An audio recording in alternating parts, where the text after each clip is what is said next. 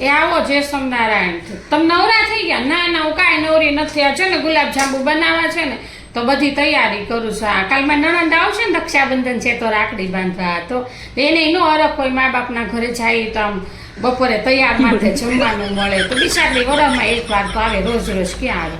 ના ના, બધાની કહેવત એવું છે કે નણંદુ લેવા આવે. લેવા કાંઈ નથી આવતું બિચારું, પ્રેમ ભાવથી આવે છે અને આ ભાઈને ભાભીને આશીર્વાદ દેવા આવે. તો આપણે જે કોઈ ફૂલની પાકડી જે દઈ દીકરીઓ તો સ્વીકારી લે છે. આ તો એવું કાંઈ આપણે વિચાર ન કરવાય. આપણે કોકની દીકરી તો છે ને, આપણે એની આપણા માવતરની ઘેર જતા હોય તો હું આપણી ભાભી આવું વિચારે ન વિચારે ને, હા તો પછી આપણે એવું નહીં વિચારવાનું.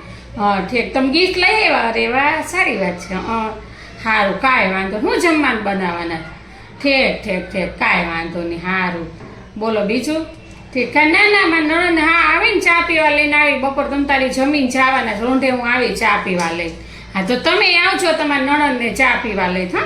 હા તે વાંધો. જો એવું લાગે હું તો કે મારા નણંદને રાત રોકાઈ જાવ. એક દિવસ બિસાકડી આવતી, રોજ ક્યાં આવે?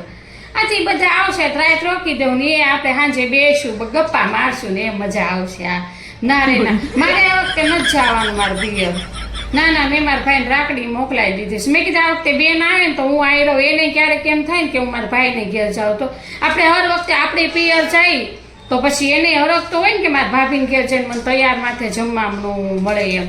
આપણે જઈએ આપણા માવતરે તો આપણે કેવા તૈયાર થઈને ઠાઠમાઠ થઈને બેસી પલંગ પર, ભાભી જમવાનું દે ને ગરમ ગરમ જમી લે, તો એની આશા તો હોય ને ક્યારેક. હા એટલે મને ના ના, આ વખતે હું નથી જવાનું. ઠીક, તમે નથી જવાના? સારું છું, કાંઈ વાંધો નહીં. સારું, હાલો આવજો રોંઢે. હા, તમારા નણંદને લઈને ચા પીવા. હા સારું, હાલો જય સ્વામિનારાયણ.